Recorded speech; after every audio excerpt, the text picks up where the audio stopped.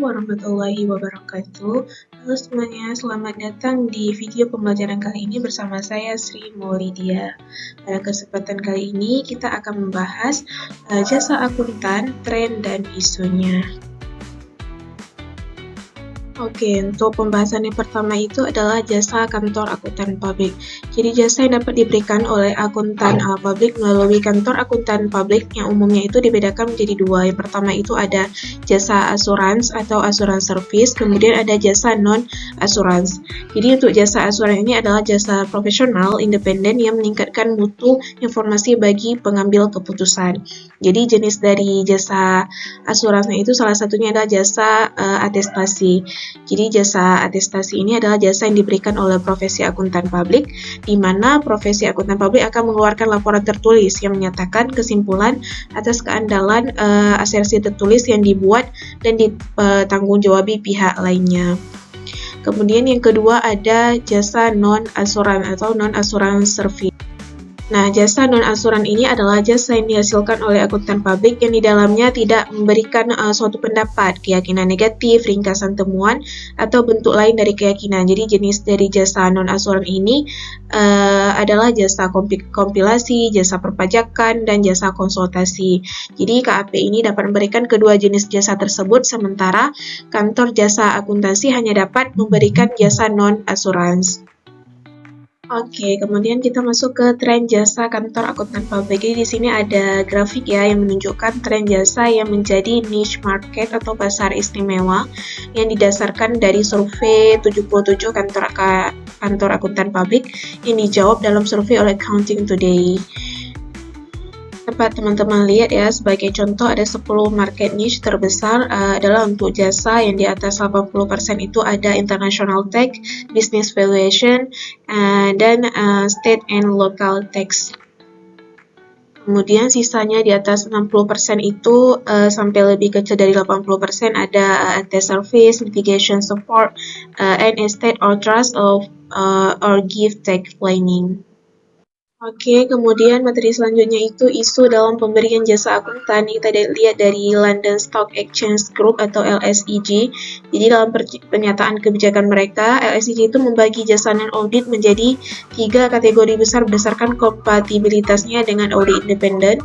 Yang pertama itu ada wholly compatible atau sepenuhnya sejalan. Kemudian yang kedua, potentially incompatible atau berpotensi tidak sejalan. Kemudian yang ketiga, wholly incompatible atau tidak sejalan sepenuhnya.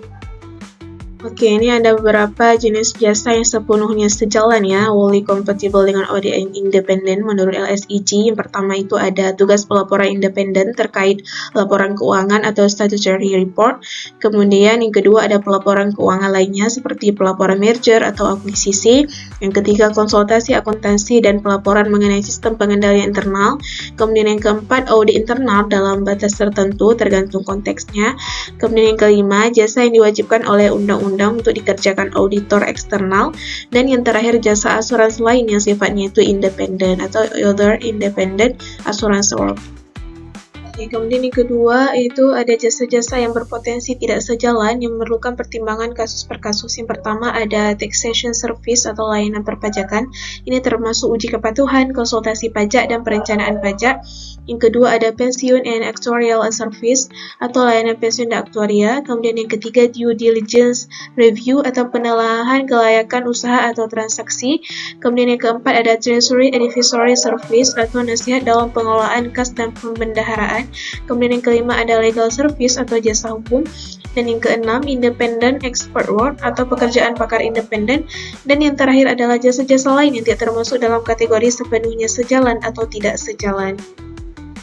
Oke, kemudian ada jasa yang terakhir ya yang menurut LSEG. Yang pertama itu adalah jasa accounting dan pembukuan, kemudian kedua pemberian jasa audit internal, yang ketiga jasa rekrutmen dan remunerasi eksekutif, yang keempat jasa penilaian yang berdampak material terhadap laporan keuangan, yang kelima jasa penilaian aktuaria jika hasilnya berdampak material terhadap laporan keuangan, yang keenam jika KAP atau stafnya memiliki fungsi manajerial pada klien termasuk peran dalam pengambilan keputusan, kemudian yang ketujuh jasa yang berkaitan dengan penilaian saldo bursa atau exchange service yang dapat mempengaruhi audit judgment secara material. Kemudian yang ke-8, mendesain atau mengimplementasi sistem akuntansi yang mempengaruhi laporan keuangan.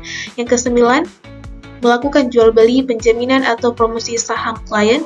Dan yang terakhir, memiliki kepentingan bisnis bersama dengan klien, termasuk jika fee tergantung pada hasil.